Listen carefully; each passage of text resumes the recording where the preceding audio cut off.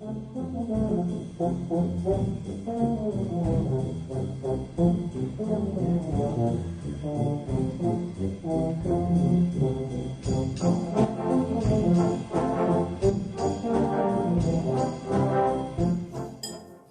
super yummy and cold. Yeah, but I didn't make the ice cream.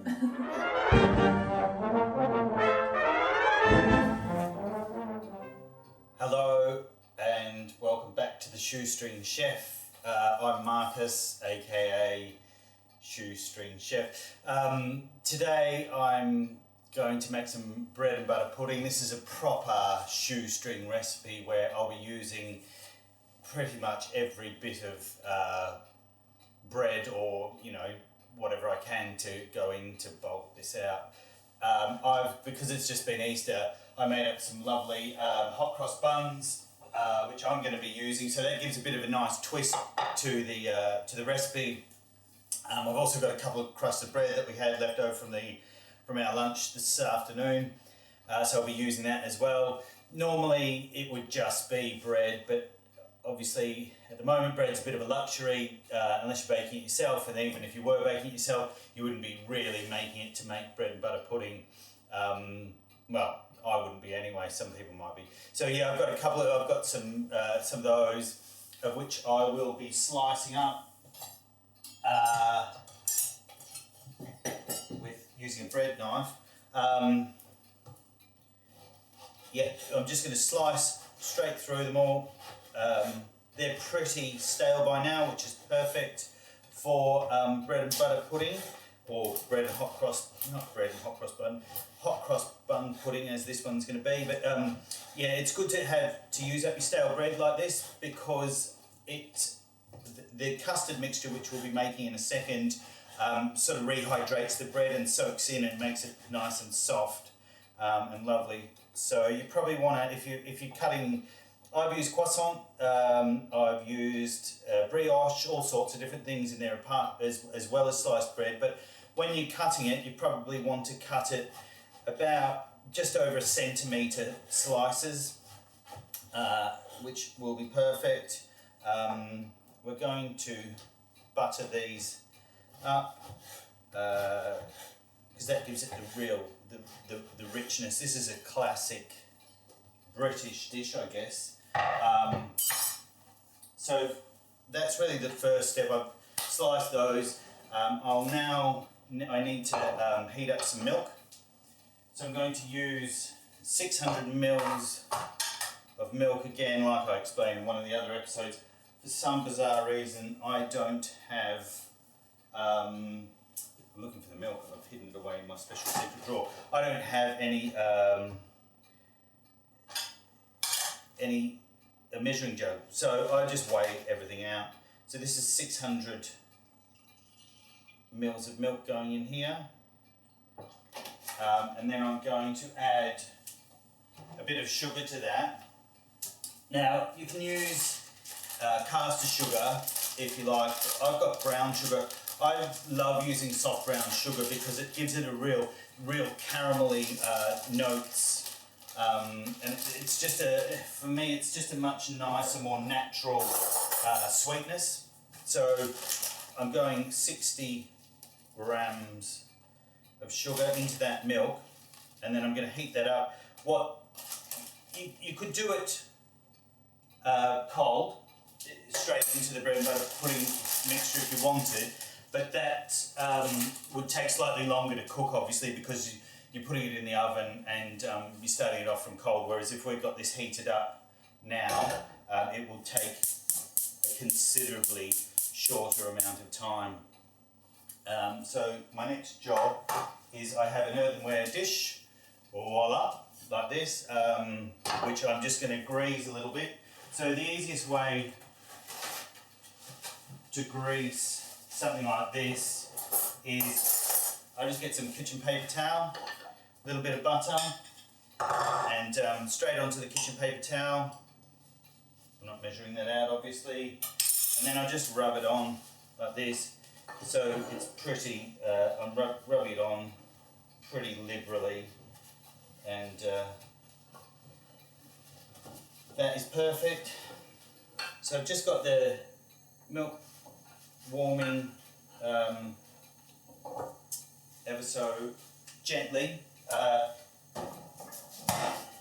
You need to be really careful when you're cooking with milk because it does have a tendency to burn really, really easily. I don't know, sometimes you get a coffee from a coffee shop or something where they've heated the milk too much and it's burnt and it just tastes foul.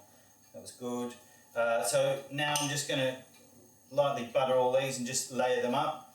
Sometimes if you're being all fancy, you would use slices of bread that you cut into triangles and you would layer them up like that, so that you kind of shingled effect, and they would look, that just looks nice, whereas this is probably not going to look as nice as that, but this will taste delicious because I've got, like I said, my hot cross buns, which have got loads of mixed peel, dried fruit, raisins and sultanas and things in it. Yeah, which are going to add loads of natural sweetness as well. So you're going to have that nice caramelly brown sugar flavour going through the pudding. With I'm really bad with butter. I love butter. I love cooking with butter. For me, fat brings out the flavour in everything. So I probably, as you can tell from my physique, probably use it and eat it a little bit more than I probably should. I promise you, that said, that I'll bring you in the next few recipes, I'm going to bring you some really nice healthy dishes, because believe it or not, in my real life job, most of what I do is all about health. The food that I make is all about health and well-being, and yeah, so I shall do that.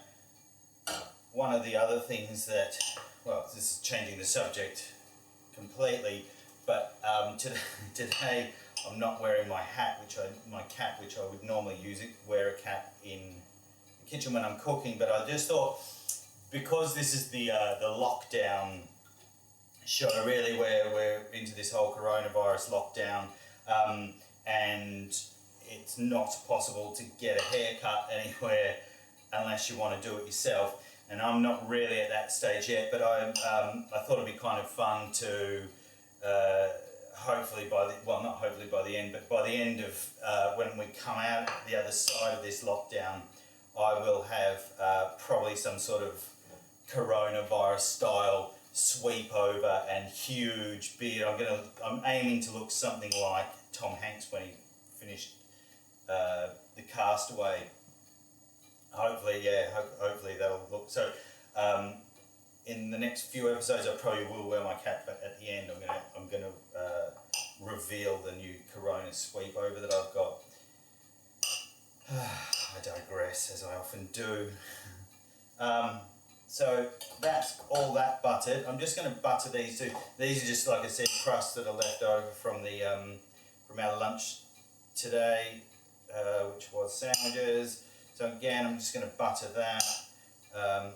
Loads of butter I've used, obviously. I'm just going to pop that over there, and I shall cut these just into triangles again, because I mean the whole ethos of the shoestring chef was about using everything that you have, and this is definitely a recipe where you can use everything up. My normal recipe, I would use cream, but for me, I found it near on impossible to find cream anywhere. So this one is just a recipe with milk. If you were using cream again, it would be even richer. And this is it is a lovely dish. It's a kind of a bit of a treat because it's full of stodgy goodness. It's a real probably Sunday roast dessert type dish. Just shot off camera again. Now I'm looking for my mixing bowls. Now I'm going to crack a couple of eggs in here. I thought I'd show you, and I'll do it as a really short demo that we'll whack out on social media, but just cracking eggs is one of the simplest things, and so many people find it really, really tricky. and end up with loads of shell and stuff in their food and having to fish it out. It's such a nightmare. But the trick is, most people would crack an egg on the side of the bowl, but actually if you do it on a nice blunt surface, take your middle finger, push it into where you've cracked, and you just open it up with these other two fingers. I'm going to get Angus to show you how to do it because he is an absolute expert at that. So I'm going to use 4 eggs. These are large eggs. 4 is fine. When you get pro, you'll be able to do it with 2 hands as well. But like I say, I'll show us that in a quick cooking demo later on. Okay, so I'm just going to put this in with a little bit more sugar, and I need to weigh that out. So that while I'm talking, that milk is heating up nicely. I've just got my whisk, just to give it a bit of a mix around. But I'm also going to use that whisk when I mix this sugar in. I'm going to whip the eggs up. So I'm just going to add another about 40 grams, 45 grams of sugar to that. And I'm just going to mix that up really well. So again, it's a really simple recipe, but again, it's one of those ones that when you've made it, you have a massive sense of achievement because you've made it from scratch, and it really is really easy. So I'm just whisking that up. When you use a whisk, it's all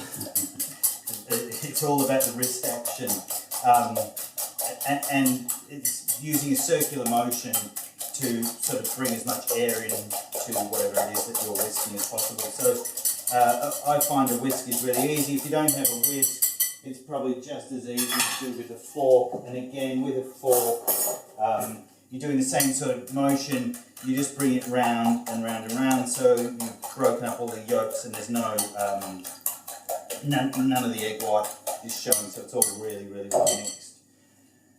Now that's happened. I'll just get myself a wooden spoon. Very well organised again today. So this milk is scalded and it's at the right temperature. And I'm just going to mix that in to this mixture.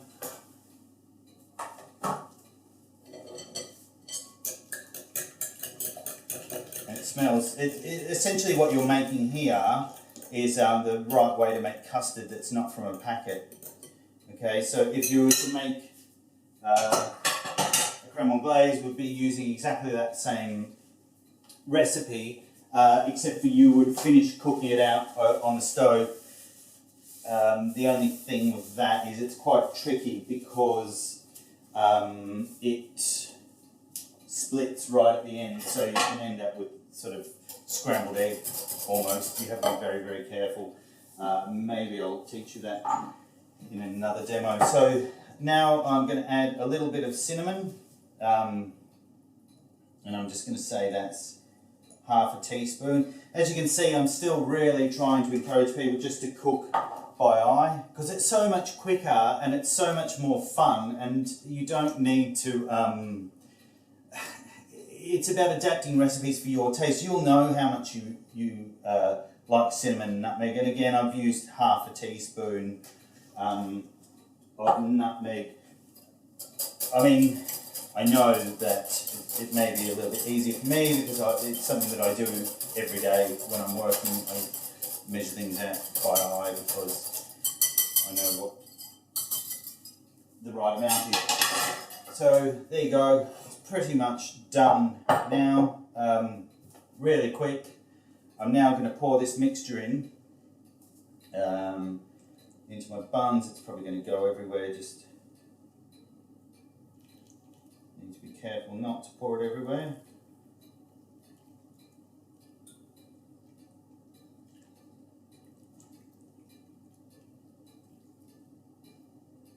Okay, perfect, just the right amount.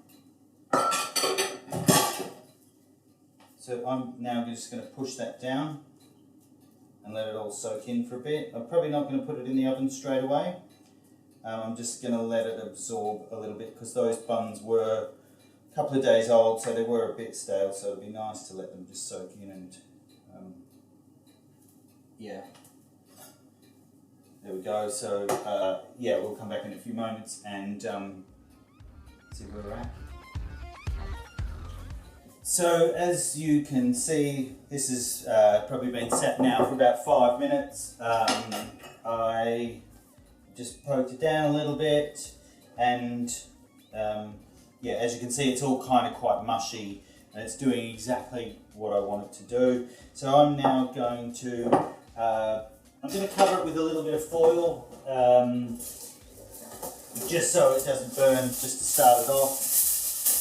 One thing I did forget to tell you again, which I always seem to do, it's because when you're a chef, your ovens are going flat out all the time, so you don't need to stop and preheat it. But I've turned my oven on, I've preheated it to 180, and I'm going to put this in the oven now for, I'm going to check it after 20 minutes, and then I'll probably take the foil off and let it brown up a little bit. So yeah, as I say, in it goes, the centre of an oven, a preheated oven at 180 degrees, and we'll come back. I'll put the timer on for that this time, so I don't forget, because I have a habit of forgetting and then not remembering where I'm at. Yeah, we'll come back in 20 minutes and we'll see where we're at. As they say, a watched pot never boils, but that's 20 minutes by my timer. So we're going to just quickly take that out, have a quick look, see how we're getting on. Take the foil off that. Now, as I've been wasting nothing at all lately, I'm going to keep that foil to use for another time. So that's how she's looking. She's looking a little bit anemic, but she's pretty much set up. So now what I'm going to do is just put her back in the oven to dry out, and then she'll get a beautiful, lovely, crisp crust. So that's probably going to be in for another 10 minutes, and then we're ready to eat. So I'm putting it back in.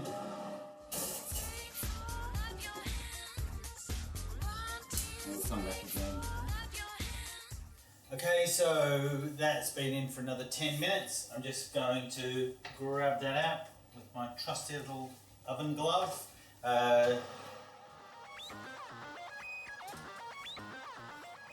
Yeah, it looks beautiful. So as you can see, it's coloured up really nicely. There's no liquid left in it, it's all absorbed and cooked, and the bread has gone nice and toasty brown. So now all that is left to do is to serve it up, bring the monsters in, and we'll see what verdict they give on this. But as it got a rather sweet tooth, I'm sure I know what it'll be. Well, what I hope it'll be. Although with Adeline, you can never quite tell. Right, we'll be back in a bit after we've had dinner and see what they think. So they say the proof of the pudding is, well, we'll find out if it's any good. The critics will judge us. Ice cream pudding. So we've just put a little bit of honey on it just to sweeten it up a little bit. You could put some jam or anything on it, and we're eating ours with ice cream. Yes, right. Who's going to try it and see how it is? You going to tell everyone how it is? Try the ice cream. Oh, you're just going to try the ice cream. Try the pudding.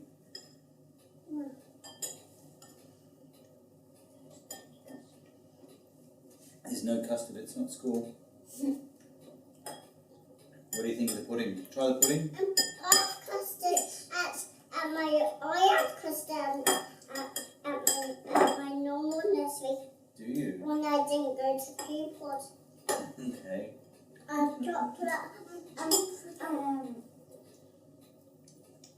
So, what do you think? Oh, good. Good? Yummy. What do you think? Good. That actually. Have you- It's very, very yummy. Brilliant. And have you tried any of the actual pudding, or are you just eating the ice cream? Oh, okay, and so can you just tell everyone that you think this is good? Because last time you thought the pizza wasn't so good. Can you tell everyone? Look into the camera. That's hurting Daddy's feelings. Right. If your sibling said that to you, you would feel sad, wouldn't you? Yeah. Yeah. Okay, so I think on that note, we'll leave you to it. This is super yummy and cold. And Yeah, but I didn't make the ice cream. like pancakes. I didn't make the ice cream. You keep saying how good that is. It's the bread and butter pudding you're supposed to be tasting. Tell them how good the bread and butter pudding is. Brilliant. Why don't you eat something? Okay, over and out.